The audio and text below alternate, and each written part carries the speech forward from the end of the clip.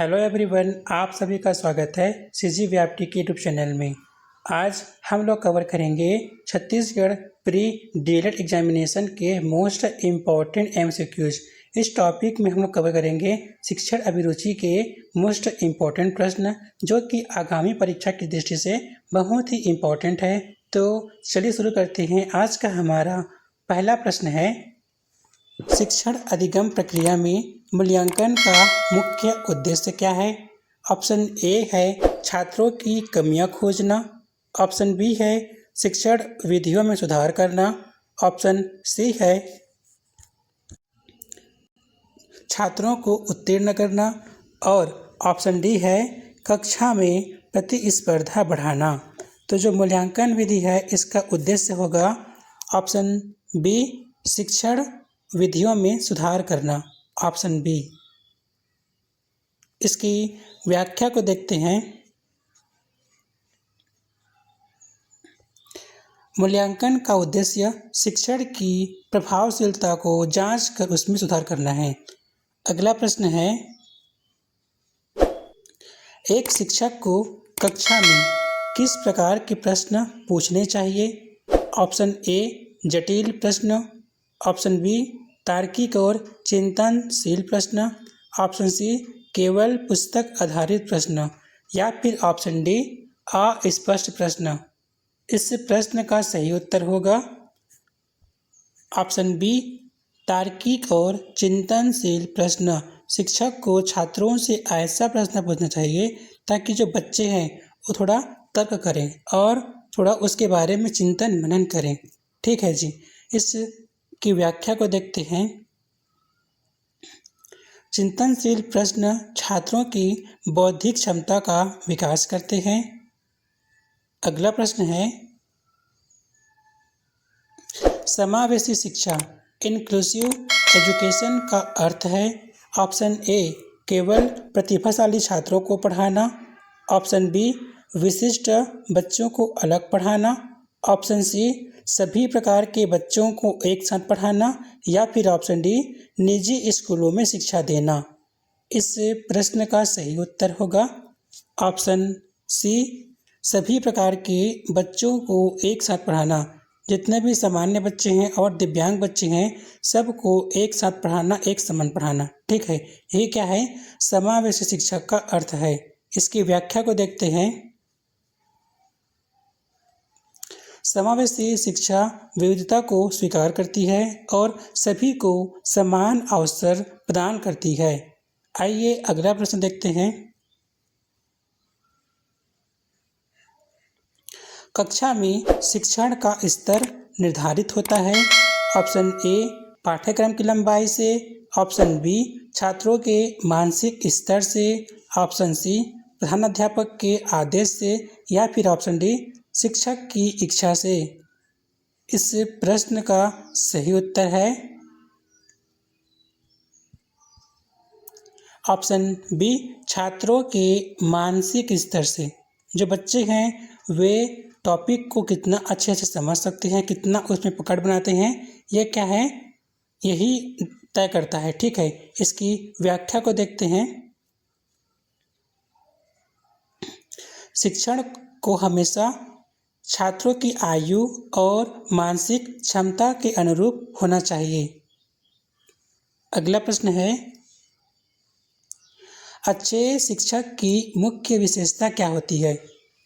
Option A सहानुभूतिपूर्ण होना, option B कठोर होना, ऑप्शन सी केवल व्याख्यान देना, या फिर ऑप्शन डी विषय से भटकना।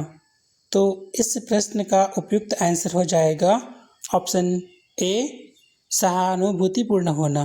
ठीक है, जो शिक्षक है उसको क्या होना चाहिए, सहानुभूतिपूर्वक होना चाहिए। ठीक है जी, ताकि जो बच्चे हैं उनको वे अगर कुछ गलत भी बोल देते हैं, गलत भी पढ़ते हैं या फिर नहीं समझते हैं तो उन्हें बार बार से समझाना चाहिए, बताना चाहिए। ठीक है, इसकी व्याख्या को देखते हैं। एक शिक्षक को छात्रों की समस्याओं को समझना चाहिए कि बच्चों को दिक्कत कहाँ जा रही है, किस चीज़ में उनकी पकड़ कमज़ोर है। ठीक है, उनको टीचर को क्या करना चाहिए, उनके बारे में सोचना चाहिए ताकि उसकी कमजोरी को पकड़कर उनका समाधान कर सके। अगला प्रश्न है, शिक्षण सहायक सामग्री का चयन किस आधार पर करना चाहिए? ऑप्शन ए उपलब्धता के आधार पर, ऑप्शन बी शिक्षण उद्देश्यों के आधार पर, ऑप्शन सी मूल्य के आधार पर, या फिर ऑप्शन डी है छात्रों के रुचि के आधार पर। इस प्रश्न का सही उत्तर होगा ऑप्शन बी शिक्षण उद्देश्यों के आधार पर। ठीक है, इसकी व्याख्या को देखते हैं। सामग्री वही प्रभावी है जो सीखने के लक्ष्य को पूरा करे। अगला प्रश्न है, छात्रों की सृजनात्मकता क्रिएटिविटी को विकसित करने का सबसे अच्छा तरीका है। ऑप्शन ए रटने के लिए कहना, ऑप्शन बी स्वतंत्र सोचने का अवसर देना, ऑप्शन सी अधिक गृह कार्य देना, या फिर ऑप्शन डी अनुशासन लागू करना।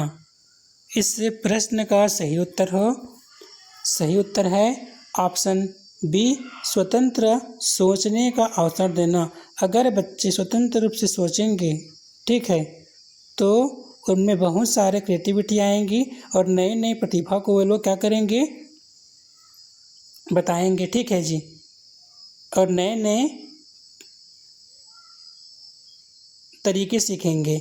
इसकी व्याख्या को देखते हैं। सृजनात्मकता के लिए मौलिक विचार और अभिव्यक्ति जरूरी होती है। ठीक, अगला प्रश्न है, शिक्षा में गृह कार्य का मुख्य उद्देश्य क्या है? ऑप्शन ए खाली समय बिताना, ऑप्शन बी सीखे हुए पाठ का अभ्यास करना, ऑप्शन सी अभिभावकों को व्यस्त रखना, या फिर ऑप्शन डी है परीक्षा की तैयारी करना।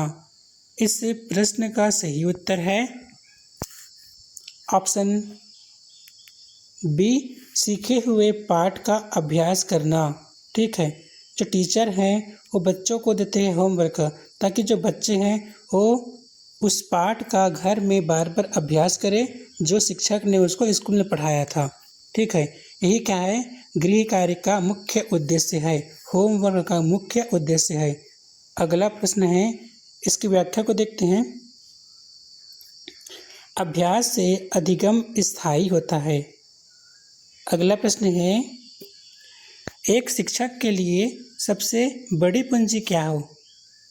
ऑप्शन ए उसका वेतन, ऑप्शन बी उसका सम्मान, ऑप्शन सी उसका छात्रों पर विश्वास, या फिर ऑप्शन डी उसका घर। इस प्रश्न का सही उत्तर है ऑप्शन सी उसका छात्रों पर विश्वास। क्या है, ये क्या है, शिक्षक के लिए सबसे बड़ी पूंजी होगी कि उसके जो छात्र हैं उन पर बहुत विश्वास करते हैं। ठीक है, इसकी व्याख्या को देखते हैं। विश्वास ही शिक्षक छात्र संबंध की नींव है, बेस है। ठीक है, अगला प्रश्न देखते हैं। कक्षा में प्रभावी संप्रेषण कम्युनिकेशन के लिए क्या आवश्यक है? ऑप्शन ए तेजी से बोलना, ऑप्शन बी स्पष्ट भाषा और संवाद, ऑप्शन सी जटिल शब्दों का प्रयोग करना, या फिर ऑप्शन डी कठोर स्वर में बोलना। इस प्रश्न का सही उत्तर है ऑप्शन बी स्पष्ट भाषा और संवाद। ठीक है, जिससे बच्चे भी क्या करेंगे, आसानी से समझ जाएंगे और आपसे संवाद करेंगे, बातचीत करेंगे और समस्या का हल पूछेंगे। ठीक है, इसकी व्याख्या को देखते हैं। स्पष्टता ही ज्ञान के हस्तांतरण की कुंजी है। ठीक है, थैंक यू फॉर वॉचिंग।